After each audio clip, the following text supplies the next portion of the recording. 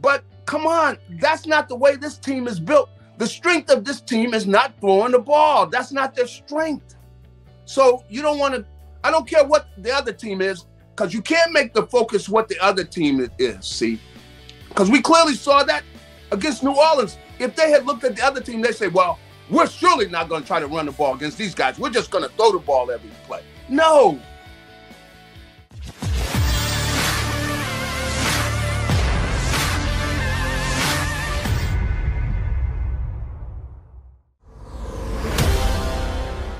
There was a lot of anticipation for this football game, and there was a lot of excitement for this football game.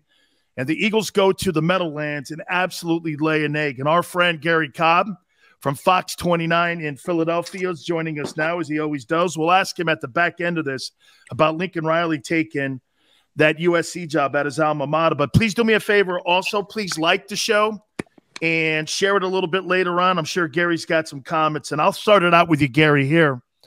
What happened in New York and at the Meadowlands for the Giants or for the Eagles, in your opinion? Well, I thought that, first of all, I didn't think that they had a good game plan. It really wasn't for this team.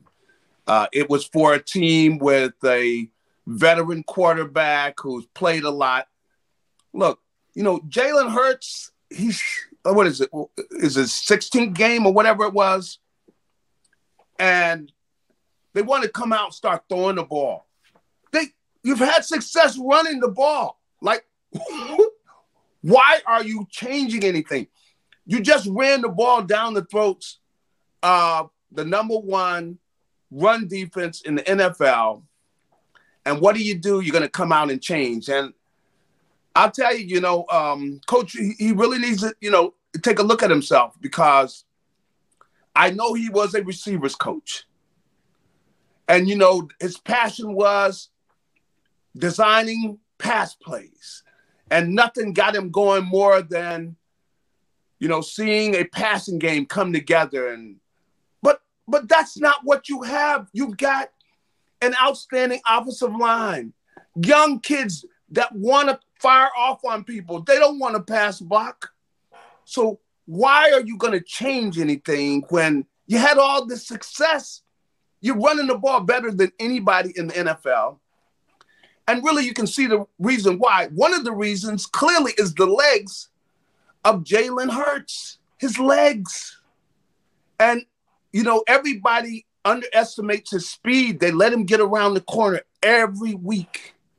They come in and everybody in the meeting room, you know how you sit in that meeting room. Okay, you ends. Hey, don't let this kid get outside of you, okay? Okay, coach. Okay, coach. But then he gets outside every time. But the strength of his game is a lot of it is his legs. He's got young legs. Why are you going to try to break things that weren't broken? Why are you going to change things that weren't broken?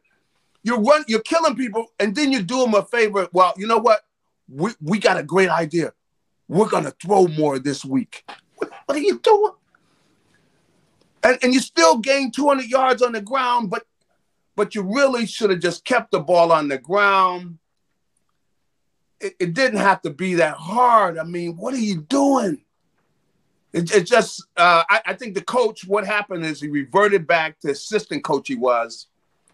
And yeah, with an experienced group, with some seasoned wide receivers, which they don't have. Come on, how many good wide receivers do they have? They don't have. You got Smith, really. You got Goddard's pretty good tight end.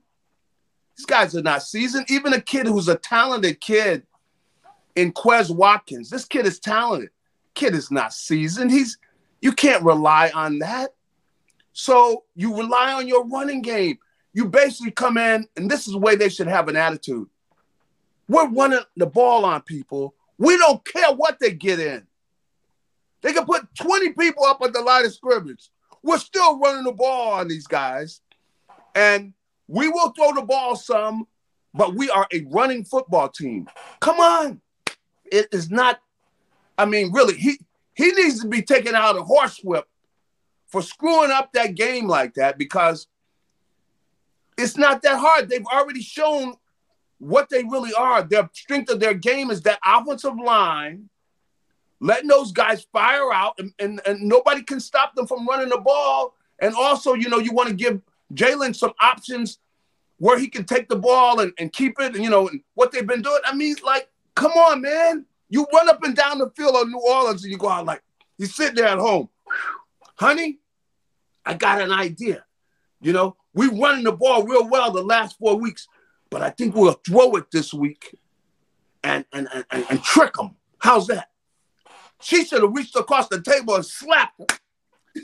Garry, let me just throw here. 33 carries, 208, 6.3 yards a carry.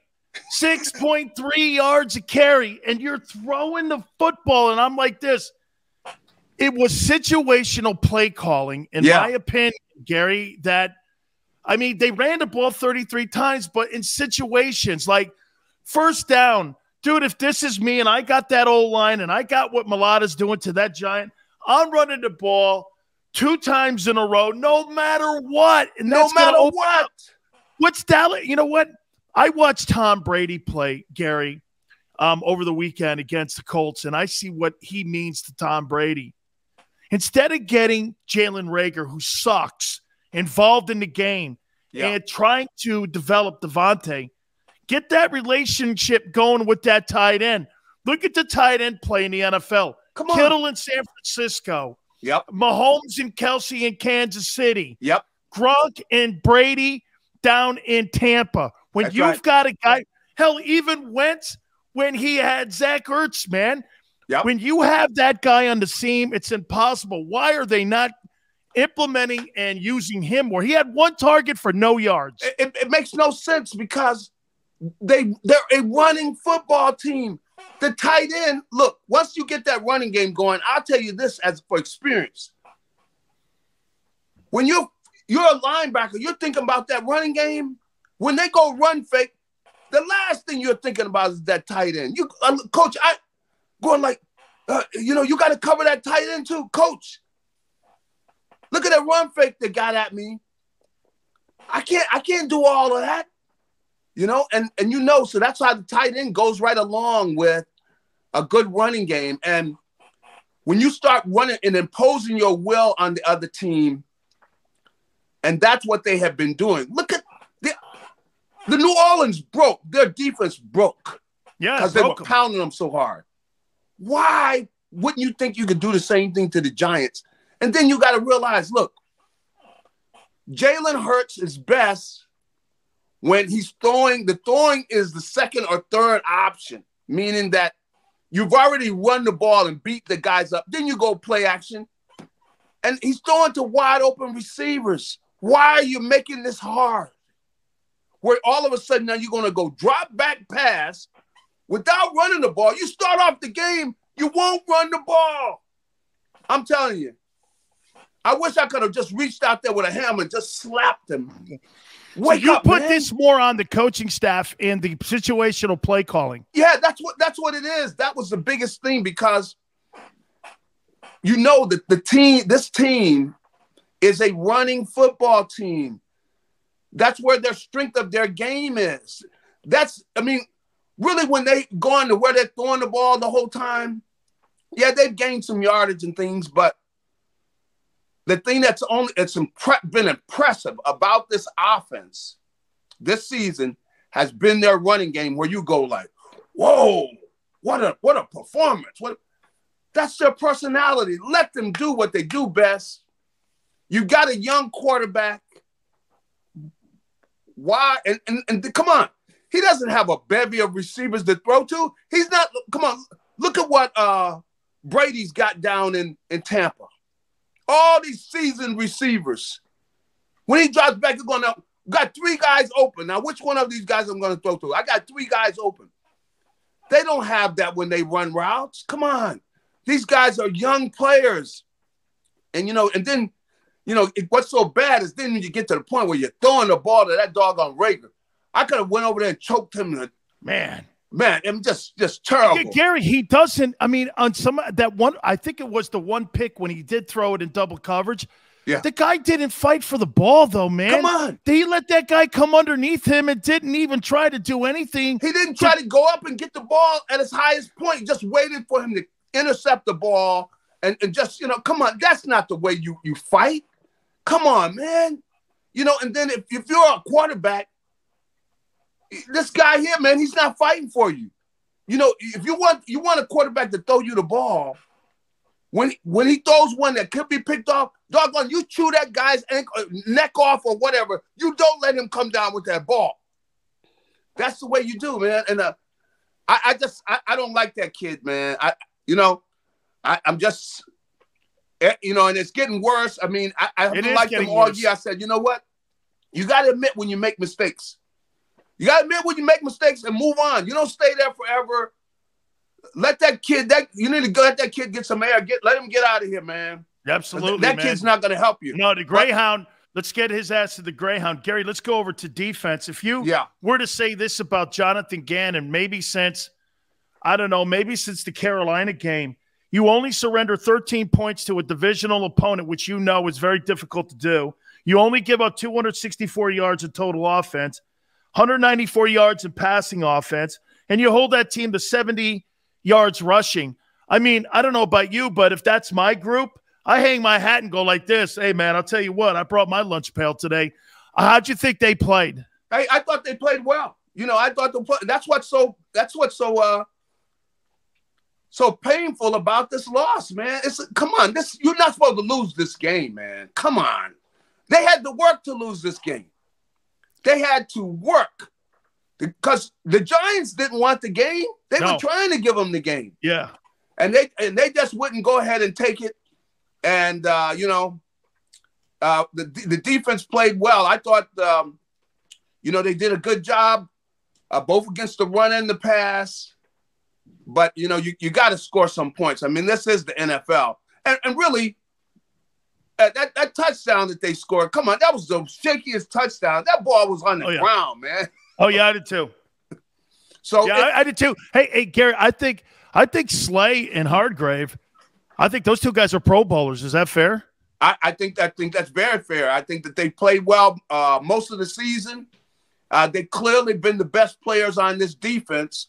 And I think both of them are definitely a Pro Bowl bound, no doubt about it, because, Hargrave, even when he hasn't been getting sacks, he's been pressuring, causing other things. And he's just he's had a good year to be the entire year. And the same for Slay, because even when Slay wasn't really making, picks, he was letting anybody throw at him, and he was knocking balls down. So they both have been very consistent. And, you just hate to blow opportunities. Just give one away, right? Just give one away like that, right? That just give away. I mean, come on. The Giants stink, man. Come on.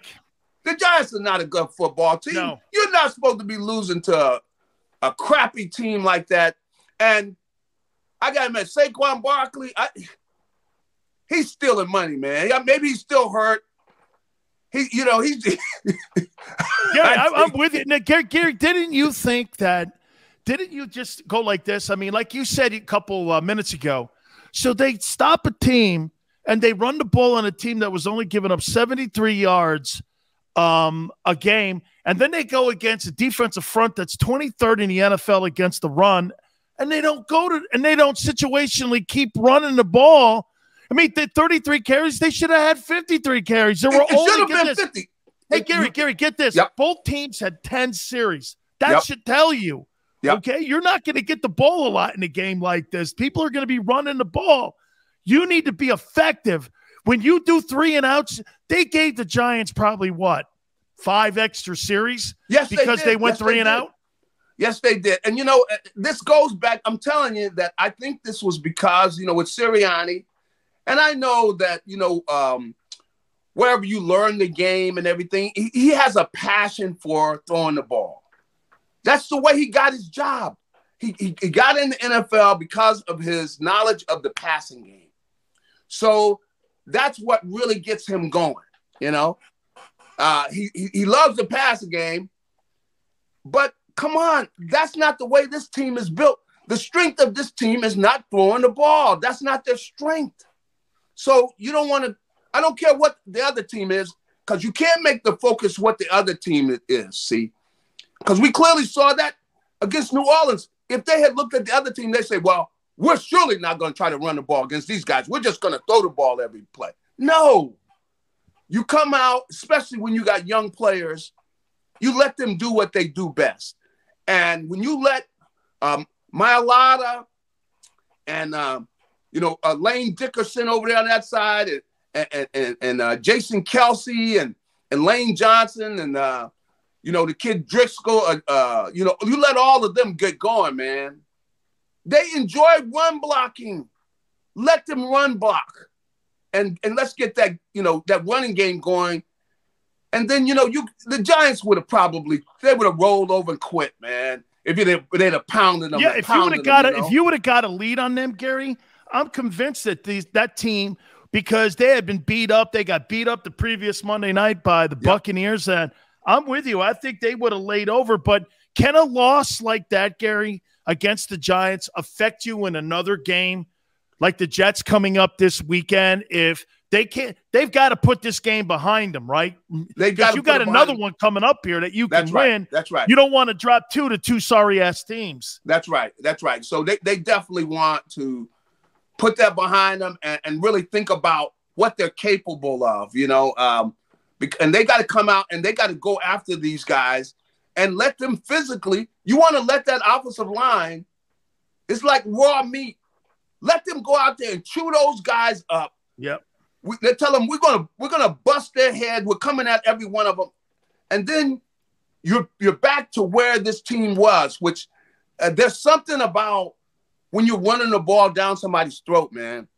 It's not, you're just not only scoring points, but you're taking something out of them, man. Your will. And that's what they have been doing, and you don't want to get away from that. It's not just getting up on the board, drawing up something special. When you're physically manhandling the other team, it's demoralizing. It's demoralizing. Unless they got a whole lot of fight in them, they start losing something. And come on, New Orleans, they got a bunch of fighters in their front seven.